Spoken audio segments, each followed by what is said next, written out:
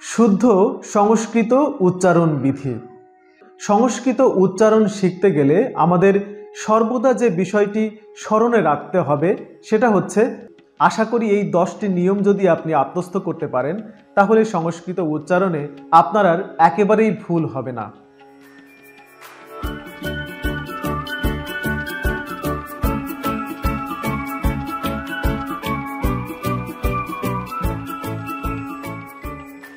হিন্দু ধর্মের আন্তর্জাতিক ভাষা হচ্ছে সংস্কৃত ভাষা।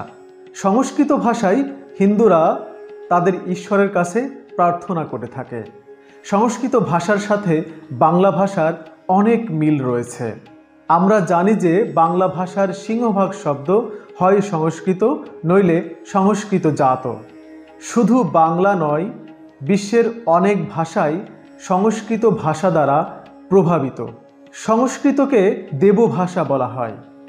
সংস্কৃত ভাষা যে বর্ণমালায় লেখা হয় তাকে দেবনাগরী লিপি বলা হয়। প্রাচীন মহামূল্যবান শাস্ত্রগুলো সংস্কৃততে রচিত।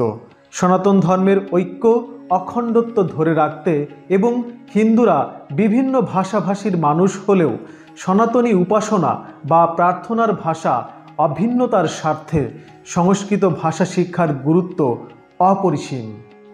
বাংলা ভাষার উচ্চারণ রীতি এবং সংস্কৃত ভাষার উচ্চারণ রীতিতে সামান্য পার্থক্য রয়েছে। আশা করি আজকের এই ছোট্ট ভিডিও থেকে সহজে এবং সংক্ষেপে সেগুলো জেনে নিতে পারব। মাত্র কয়েকটি বিষয় অবগত থাকলেই আমরা সঠিক উচ্চারণে সংস্কৃত মন্ত্র বা শ্লোক পাঠ করতে পারব। চলুন জেনে নিই। শুদ্ধ সংস্কৃত উচ্চারণ বিধি। সংস্কৃত উচ্চারণ শিখতে গেলে আমাদের সর্বদা যে বিষয়টি স্মরণে রাখতে হবে সেটা হচ্ছে হস্ট চিহ্ন। সংস্কৃতে ঠিক যে যে বর্ণ দ্বারা শব্দ গঠিত হয় প্রতিটি বর্ণকে হুবহু তার মতো করেই উচ্চারণ করতে হয়। যেমন শ্রীমদ্ ভগবদ্ গীতার প্রথম অধ্যায়ের প্রথম শ্লোকের কিম কুর্বত শব্দটি উচ্চারণ করতে হবে কিম কুর্বত। এখানে ম এবং ত এর উচ্চারণ ম এবং ত, অর্থাৎ ময়ের সাথে একটি অ এবং তয়ের সাথে একটি অ রয়েছে। কোনো বর্ণের শেষে হস চিহ্ন না থাকলে সেখানে অ উচ্চারণ থাকবে। আমরা জানি প্রতিটি ব্যঞ্জন বর্ণের সাথে একটি করে অ যুক্ত রয়েছে। যেমন ক, খ, গ, চ, জ, ঝ, ট। দ্বিতীয় নিয়ম, সংযুক্ত বর্ণ। সংযুক্ত প্রতিটি বর্ণের স্বতন্ত্র উচ্চারণ করতে হবে। যেমন আত্মা। আমরা যদি বাংলায় আত্মা শব্দটি লিখি তাহলে আ যুক্ত ত যুক্ত ম যুক্ত আকার, এর প্রতিটি বর্ণের আলাদাভাবে উচ্চারণ করতে হবে। অর্থাৎ আত্মা এই শব্দটি আমরা উচ্চারণ করব আত্মা। যেমন লক্ষ্মী, বাংলায় আমরা লক্ষ্মী লিখতে গিয়ে ল যুক্ত ক যুক্ত মূর্ধন্য স যুক্ত ম যুক্ত দীর্ঘিকার আমরা ব্যবহার করছি। এটিকে আমরা আর লক্ষ্মী উচ্চারণ করতে পারছি না। সংস্কৃতে এটিকে আমাদের উচ্চারণ করতে হবে লক্ষ্মী। তৃতীয় নিয়মটি হচ্ছে বিসর্গ। কোনো পদে যে স্বরের পরে বিসর্গ থাকবে সেই স্বরের স্থান হতে অর্ধ হয়ের মতো উচ্চারণ করতে হবে। যেমন মামুকা শব্দটার উচ্চারণ মামুকা, সঞ্জয় এর উচ্চারণ সঞ্জয়, দুঃখ এর উচ্চারণ দুঃখ। চতুর্থ নিয়ম অন্তস্থ জ বা জ ফলা। অন্তস্থ জ এর উচ্চারণ হবে ইয়, রস্বই অ বা রস্বই অন্তস্থ এর মতো। যেমন জম এর উচ্চারণ হবে ইয়ম। এভাবে যুদ্ধকে আমরা উচ্চারণ করব যুদ্ধ, কাম্যকে আমরা উচ্চারণ করব কাম্য, কল্যাণ এই শব্দটিকে আমরা উচ্চারণ করব কল্যাণ, ক্লৈব্যম এই শব্দটিকে আমরা উচ্চারণ করব ক্লব্যম। পঞ্চম নিয়ম ব ও ব ফলা।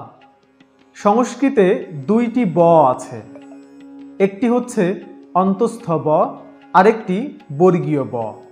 বর্গীয় বয়ের উচ্চারণ বাংলা ভাষার বয়ের মতো, এর ব্যবহার তুলনামূলক কম, যেমন ব্রহ্ম, ব্রাহ্মণ।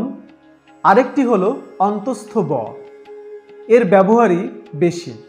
অন্তঃস্থ ব ও ব ফলার উচ্চারণ হবে উও, হ্রস্ব উ অ, উও এর মতো, যেমন এবং এই শব্দটির উচ্চারণ হবে এয়ম। বিদ্যান এই শব্দটির উচ্চারণ হবে বিদ্বানা। তাং এই শব্দটির উচ্চারণ হবে ত্বম। ষষ্ঠ নিয়ম দন্তস্ব, মূর্ধন্যস্ব এবং তালব্যস্ব। দন্তস্বয়ের উচ্চারণ দন্তমূলে, বাংলা ছ এর কাছাকাছি। দন্তস্ব বর্ণটি বস্তু, অস্ত, সমস্ত, আস্তিক শব্দসমূহের স এর মতো সর্বদা উচ্চারিত হবে। মূর্ধন্য স এর উচ্চারণ স্থান মূর্ধা, অর্থাৎ দন্তমূলের পেছনে খাস কাটা অংশে, যেমন পাষণ্ড, কুষ্মাণ্ড, ষড়যন্ত্র ইত্যাদি। তালব্য স এর উচ্চারণ স্থান মূর্ধার পেছনে মসৃণ তালুতে, যেমন শারদীয়, শশী ইত্যাদি। সপ্তম নিয়ম র, র এবং র। র এর উচ্চারণ বাড়ি, বর শব্দের র এর মতো দন্তমূলে। র এর উচ্চারণ বাড়ি, বড় শব্দের মতো মূর্ধায়। অপরদিকে র এর উচ্চারণ ভূরম, আষাঢ় শব্দের র এর মতো তালুতে। অষ্টম নিয়ম দন্ত ন এবং মূর্ধন্য ন। দন্ত ন এর উচ্চারণ হয় দন্তমূলে, যেমন নৈনম, নানান, অনেক ইত্যাদি। মূর্ধন্য ন এর উচ্চারণ করতে জিহ্বার অগ্রভাগ উল্টিয়ে মূর্ধায় স্পর্শ করতে হয়, যেমন পাণ্ডব, প্রণব, শিষ্যান ইত্যাদি। নবম নিয়ম লুপ্ত অ। বাংলা লিপিতে সংস্কৃত শ্লোকে মাঝে মাঝে মাত্রাহীন হ এর মতো একটা বর্ণ দেখা যায়। একে বাংলা হ এর মতো উচ্চারণ করলে ভুল হবে, মূলত এটা লুপ্ত অ।